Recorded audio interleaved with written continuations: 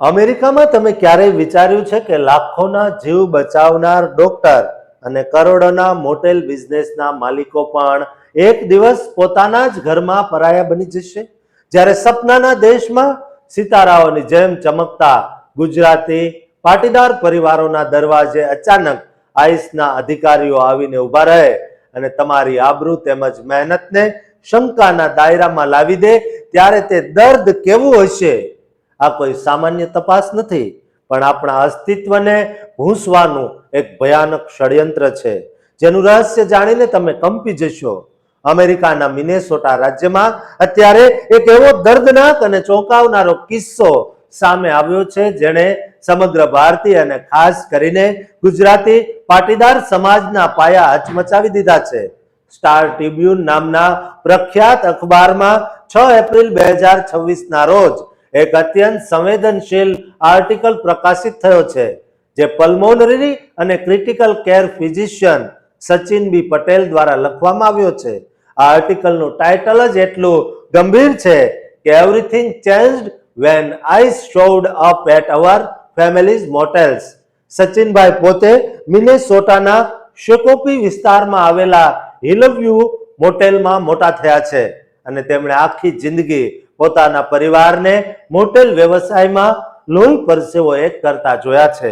1990ના દાયકામાં જ્યારે તેઓ આ મોટેલના રૂમ સાફ કરતા, ત્યારે તેમના માતા પિતાનું એક જ લક્ષ્ય હતું કે બાળકો ભણી ગણીને મોટા થાય અને સમાજમાં એક નામ કમાય. તે સમયે તેમને એવી જ સલાહ આપવામાં આવતી કે બહારના લોકો એટલે કે અધર્સ સાથે સંપર્ક ટાળવો અને પોતાના કામમાં ધ્યાન આપવું. આજે અમેરિકામાં અડધાથી વધુ હોસ્પિટાલિટી પ્રોપર્ટીઝ એટલે કે હોટેલ અને મોટેલના માલિકો સાઉથ એશિયન છે, જેમાં મોટો ભાગ ગુજરાતી પાટીદાર પરિવારનો છે, જેઓ ગ્રામીણ અને પછાત વિસ્તારોમાં નાના નાના મોટેલ્સ ચલાવે છે. પરંતુ જાન્યુઆરી 2026માં શરૂ થયેલા ઓપરેશન મેટ્રો સર્જ નામના એક ભયાનક અભિયાને આખા સમાજના શાંત જીવનમાં આગ લગાવી દીધી. આ ઓપરેશન હેઠળ આઈસના એજન્ટોના ટોળે ટોળા મિનેસોટાના મોટેલ્સ અને હોસ્પિટલો પર ત્રાટક્યા.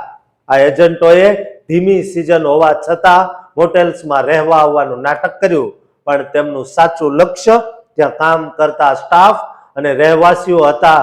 H1B વર્ક વિઝા ધરાવતા અનેક ભારતીય અને ગુજરાતીઓને વગર કોઈ વાંકે અટકાવવામાં આવ્યા અને તેમની ધરપકડ કરવામાં આવી. જે મોટેલ માલિકોએ આઈસના એજન્ટોને રૂમ આપવાની ના પાડી, તેમના ફ્રેન્ચાઇઝી લાયસન્સ રદ કરવાની ધમકીઓ આપવામાં આવી અને અનેક બિઝનેસ ડોક્યુમેન્ટ્સ માટે ફેડરલ સબૂપોનો મોકલવામાં આવ્યા. સૌથી વધુ આઘાતજનક બાબત તો હોસ્પિટલમાં જોવા મળી, જ્યાં આઈસના અધિકારીઓ ગંભીર રીતે બીમાર દર્દીઓના આઈસીયુ રૂમની બહાર શિકારીની જેમ ઊભા રહેતા, જેથી કોઈની ધરપકડ કરી શકાય. આ ભયાનક માહોલને કારણે સમાજમાં અત્યારે એવો ડર વ્યાપી ગયો છે કે લોકોને હવે ડિનર વખતે પણ પોતાની પીઠ પાછળ જોવું પડે છે અને હોસ્પિટલ જતી વખતે પણ પાસપોર્ટ સાથે રાખવો પડે છે. આ માનસિક તણાવને કારણે કેન્સર અને હૃદયરોગ જેવી બીમારીઓ પણ વધી રહી છે, કારણ કે લોકો ડરના માર્યા દવાખાને જતા પણ અચકાઈ રહ્યા છે. આ ઓપરેશનને કારણે મિનેસોટાના અર્થતંત્રને $203 મિલિયન તોતિંગ નુકસાન થયું હોવાનું માનવામાં આવે છે. સચિનભાઈ જણાવે છે કે ભલે આપણે ડોક્ટર બનીએ કે મોટા હોટેલ માલિક, પણ છેવટે તો આપણને પરાયા જ ગણવામાં આવે છે. મોડેલ માઇનોરિટીનો જે ભ્રમ હતો તે હવે તૂટી રહ્યો છે. તેમણે આખા સમાજને આહ્વાન કર્યું છે કે હવે ચૂપ રહેવાનો સમય નથી અને આપણે પણ અધર અમેરિકન્સ તરીકે એક થઈને લડવું પડશે. મોટેલનો વારસો એ ગર્વની વાત છે અને આ અન્યાય સામે અવાજ ઉઠાવવો જ અત્યારે સમયની માંગ છે. દોસ્તો, ડોક્ટર સચિન પટેલનું આ આહવાન દરેક ગુજરાતી, દરેક ભારતીય સુધી પહોંચાડજો. એટલો આ વિડીયોને શેર કરજો અને આ ચેનલને સબસ્ક્રાઇબ કરવાનું ચૂકતા નહીં.